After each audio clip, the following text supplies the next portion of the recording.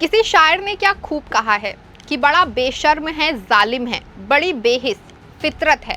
उसको कहाँ पता हया क्या क्या शराफत है।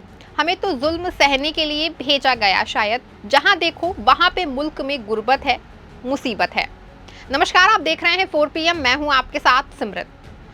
सत्ता में बैठी सरकार जब तानाशाही पर उतर आती है, जनता पर जुल्म अत्याचार करने लगती है, तब गरीब गुरबों की जुबा से ऐसी ही लाइनें निकलती हैं। लेकिन उनको शायद ये नहीं पता होता है कि जब अत्याचार की पराकाष्ठा हो जाती है तो उसका अंत बहुत नजदीक आ जाता है। एक पत्थर को जब कोई ऊपर उछालता है तो उसकी भी ऊंचाई पर जाने की एक सीमा होती है, और उस सीमा के बाद फिर वो नीचे उसको आना ही पड़ता है।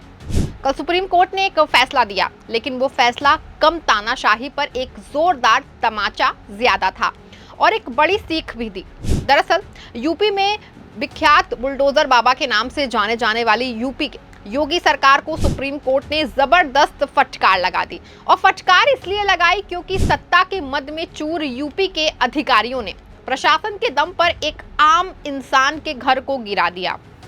उसी मामले पर सुप्रीम कोर्ट ने योगी सरकार के अधिकारियों की जमकर फजीहत कर दी। कोर्ट ने कहा कि जिसके घर पर आपने बुलडोजर चलाया है उसे आप 25 लाख रुपए दीजिए। आपने घर में घुसकर अराजकता की है, मनमानी की है, और जो प्रक्रिया होती है उसका पालन भी नहीं किया है। ये अराजकता नहीं चलेगी, आपको पीड़ितों को मुआवजा देना ही पड़ेगा। देश में नियम है, कानून है और संविधान है। देश उसी पर चलता है, तानाशाही पर नहीं चलता है। ये सब कुछ जो है वो सुप्रीम कोर्ट की 3 जजों की बेंच ने कहा। सुप्रीम कोर्ट के मुख्य न्यायाधीश DY चंद्रचूड़ बस कुछ ही दिन में रिटायर होने वाले हैं और अपने कार्यकाल के अंतिम दौर में एक के बाद एक ऐसे फैसले दे रहे हैं जिससे सत्ता में बैठी सरकार की नींद उड़ गई है। कोर्ट ने कड़े शब्दों में कहा कि किसी के घर में घुसना अराजकता है, ये पूरी तरह से मनमानी है। यही नहीं, इस मामले में सुप्रीम कोर्ट ने सवाल पूछते हुए कहा कि क्या आपने उचित प्रक्रिया का पालन किया है, बताइए। लेकिन अधिकारियों के पास जब जवाब हो तब वो देंगे ना, जब गलत किया है तो जवाब कैसे ही देंगे, है ना। फिर क्या था, यूपी के अधिकारी आ गए सुप्रीम कोर्ट के लपेटे में और घिर गए सवालों के घेरे में। दरअसल बीजेपी जब से सत्ता में आई है, जिसके बाद से ही उसके बाद से विपक्ष उनके लगभग सभी फैसलों को तानाशाही वाले फैसले बताते हैं। फिर चाहे इनकाउंटर का मामला हो, बुलडोजर एक्शन का मामला हो, या फिर मदरसा बोर्ड एक्ट को खत्म करने का मामला हो। योगी सरकार मंचों से तो माफियाओं को निशाना बनाने की बात कहती है, लेकिन माफियाओं की आड़ में उनके अधिकारी जो हैं वो आम आदमी पर जमकर अराजकता करते हैं, जिसका उदाहरण आज एक बार फिर से देखने को मिला कि किस तरह से एक आम आदमी के साथ योगी सरकार के इन अधिकारियों की बर्बरता। आप जरा कल्पना कीजिए कि आप घर में आराम से परिवार के साथ रह रहे हो, शाम का समय हो, पूरा परिवार साथ में हो, और अचानक यूपी सरकार के अधिकारी आ जाएं और कहने लग जाएं कि आपका घर अवैध है, आप बाहर निकलिए, हमें इसे तोड़ना है। पहले दिन आगे का हिस्सा गिरा दें, और जब आप विरोध करने लगे और उनके खिलाफ आवाज उठाने लगे तो अगले दिन की सुबह फिर से बुलडोजर आ जाए और आपके खून पसीने का बनाया हुआ आशियाना चंद मिनटों में जमींदोज हो जाए। सोचिए कैसा लगेगा। इन सबके पीछे सबसे ज्यादा जिम्मेदार अगर कोई है तो वो है अधिकारी। वो सरकार में बैठे कुछ नेताओं को मात्र खुश करने के लिए इस तरह के तमाम मामलों में जमकर अराजकता फैलाते हैं। विपक्ष के आरोपों की माने तो वो वाहवाही लूटने के चक्कर में इन अधिकारियों ने कई गरीबों के साथ बहुत ज्यादा अत्याचार किया है। कहने को तो योगी सरकार अपराधियों पर कहर बन के टूट रही है, लेकिन सच्चाई ये है कि अपराधी आज भी उत्पात मचाए हुए हैं और शिकार हुए हैं बेचारे आम आदमी। उत्तर प्रदेश में इन दिनों उपचुनाव को लेकर प्रदेश में सियासत जो है वो बहुत ज्यादा गर्म है। दूसरी तरफ योगी सरकार को एक के बाद एक लगातार झटके ही मिल रहे हैं। ऐसा लगता है कि उपचुनाव के बीच योगी सरकार के लिए मुश्किलों का दौर शुरू हो चुका है। विपक्ष को बैठे बिठाए लगातार योगी सरकार को घेरने का मौका मिल रहा है, और विपक्ष इसका बहुत ज्यादा फायदा उठा रहा है, जिससे कि समाजवादी पार्टी के मुखिया अखिलेश यादव को यूपी की प्रदेश सरकार को घेरने का कोई मौका नहीं छोड़ रहे हैं। आज फिर सपा अध्यक्ष अखिलेश यादव ने सत्ता में बैठी सरकार को आईना दिखाते हुए सोशल मीडिया की साइट X पर पोस्ट करते हुए आईना दिखाया।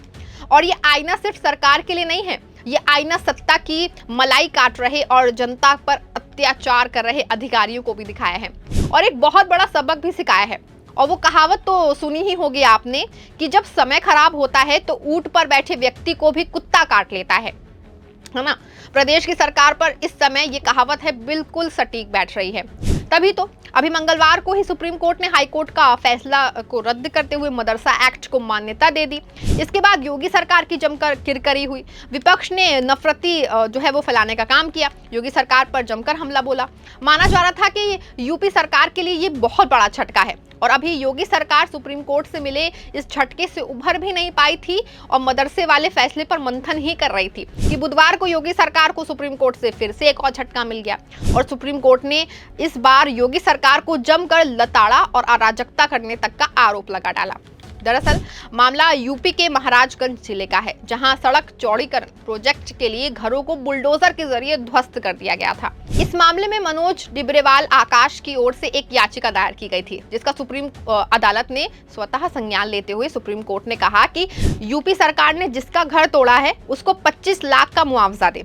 सुनवाई के दौरान सीजेआई डीवाई चंद्रचूड़ ने कहा कि आप कहते हैं कि वो 3.7 वर्ग मीटर का अतिक्रमण करता था, हम इसे सुन रहे हैं, लेकिन कोई प्रमाण पत्र नहीं दे रहे हैं।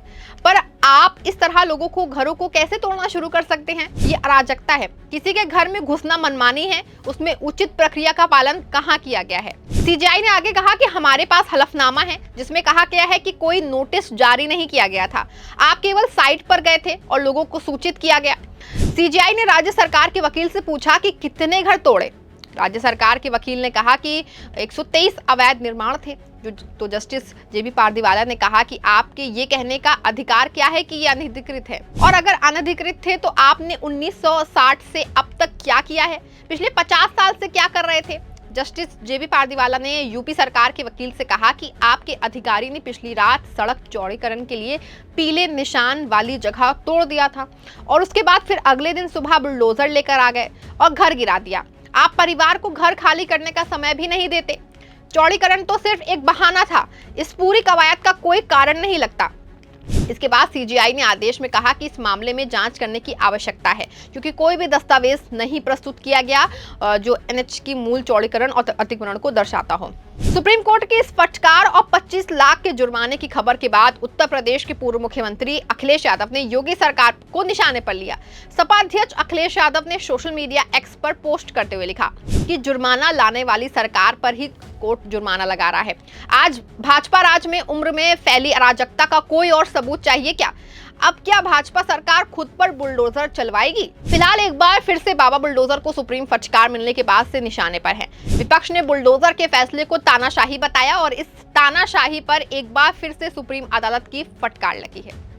इस खबर में फिलहाल बस इतना ही। ऐसी तमाम राजनीतिक खबरों के लिए बने रहें, जुड़े रहें 4 PM के साथ। धन्यवाद।